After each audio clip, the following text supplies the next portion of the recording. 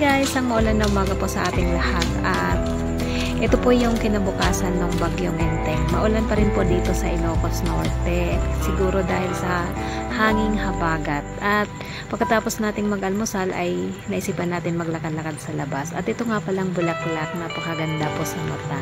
Mga ganitong kulay ang magagandang ilagay natin sa ating harap ng bahay. Pagka matitingkad na kulay ay iwasan po natin yon. At yun na nga guys, nandito na nga tayo sa palayan. O diba, ang sarap lang tingnan. O yan, nakaka-relax. Nakakatanggal stress. So, yun lang ang gusto kong ipakita sa inyo. At ito na nga, pauwi na nga tayo dahil marami pa tayong gagawin at alam nyo na pagka umaga, ang daming ginagawa ng nanay. So, ito naman yung ganap ng tanghali. Ayan, gagawa tayo ng bilo-bilo. Yung bilo-bilo yung ginataan sa Tagalog. Dito kasi sa Ilocos, bilo-bilo ang tawag nila. Ewan ko lang kung bakit. Siguro dahil doon sa malagkit ay binibilog. Kaya bilo-bilo. Dito sa gagawin nating bilo-bilo, konting ingredients lang po yung kakailanganin natin dito. Kasi nga, wala tayong magagawa. Kung ano lang yung nandito sa kusina, yun lang yung panghalo natin sa gagawin natin na bilo-bilo. So, meron tayo ditong siyam na saging. Yan. Yung saging ko, hindi pa siya masyadong hinog. Pero okay lang yan kasi lulutuin naman natin ng maigi mamaya, kaya lalambot din siya. At tapos, ito naman yung sinasabi kong kamangig. Itong kamangig nito, ewan ko ito yung tawag nila dito sa Ilocos, pero sa Tagalog hindi ko rin alam. Hinuhukay lang nila ito sa bundok, sa mga bundok, ganun. Bali, hindi nila ito tinatanim, kusang tumutubo siya sa mga bundok. At ang tanging puhunan mo lang dito ay pagod at pawis lang, kasi huhukayin mo siya. At kung gaano siya kahaba, ganun din ka lalim yung huhukayin mo.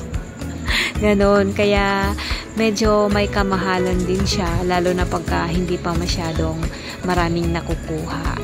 At itong kamangig na ito, saka lang siya mayroon pagka ganitong mga buwan ng August, ganon, hanggang buwan ng September at October. Pagka meron ng init, wala na siya.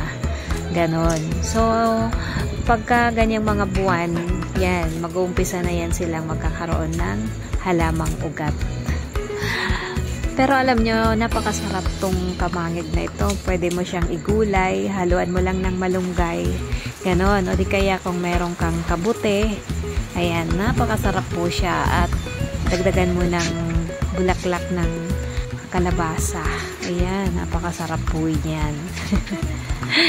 At pwede mo rin siyang ilaga. Masarap din siyang ilaga. Ayan. At pwede rin siyang ihalo sa ginataan. Ngayon po kasi wala tayong kamote, kaya ito yung ilalagay natin. Masarap po siya. Ayan. At ayan na po, tapos na po natin hiwain ang ating kamangig.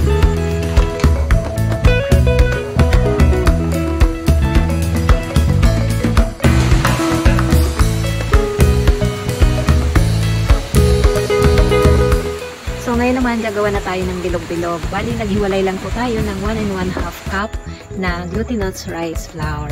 At ito naman yung babasain natin. Ito yung gagawin natin na bilog-bilog. So, dito sa natira natin na rice, glutinous rice flour ay magbubutas lang po tayo dyan sa gitna at maglalagay tayo ng 1 cup na tubig. Bali, unti-unti lang po natin ilalagay yung tubig natin kasi para hindi po tayo mabigla kasi baka mamaya sobrang basa po yung gagawin natin na bilog-bilog. At pagkatapos natin maglagay ng tubig ay haluin lang po natin. Itong timpla ko kasi na to, mas maganda siya kasi kahit ilagay mo siya sa ref, hindi siya tumitigas. Masarap kasi pa rin pagka halimbawa malamig na yung ginawa nating ginataan, ay malambot pa rin po yung bilog-bilog na ginawa natin.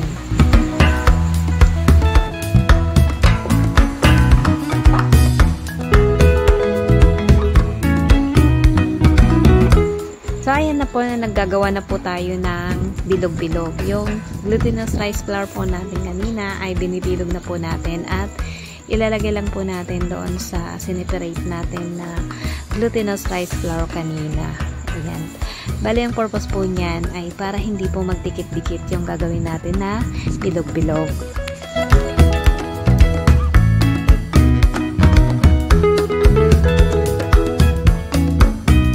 At ito na po ang mga nagawa nating bilog-bilog. Diba ang dami? Ngayon naman ay pipigain na natin yung ating nyog.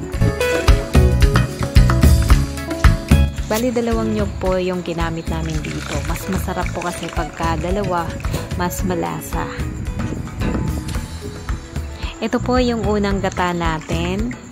Ayan po. Bali, naglagay lang po ako ng konting tubig doon sa nyog na piniga natin kanina. At ito naman yung pangalawang piga. Bali, ito na po yung gagawin nating sabaw sa ating gagawing ginataan. So, pigaan lang po natin.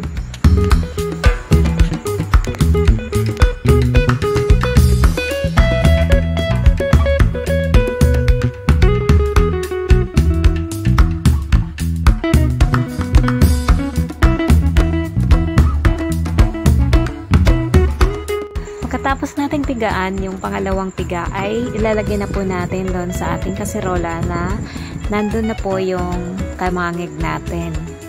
Yun po yung una nating palalambutin ngayon.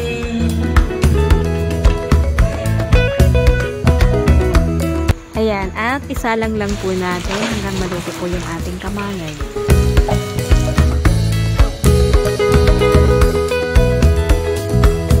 At pag medyo luto na po yung ating kamangig, ay isusunod naman natin ilalagay yung ating glutinous rice flour na binilog-bilog natin kanina.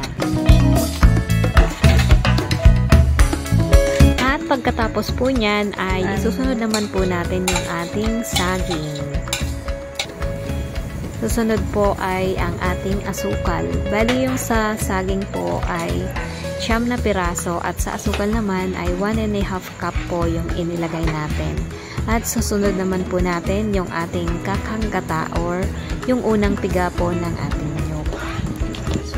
Naglagay din po tayo dito ng konting asin at vanilla, pero optional lang po yun. Pagka wala po tayo dyan sa kusina ay wag na po nating hanapin. Kagaya niyan walang sago, pero diba meron na rin tayo masarap na merienda ngayong tag-ulan. Kain na po tayo. Hanggang dito na lamang and thank you for watching.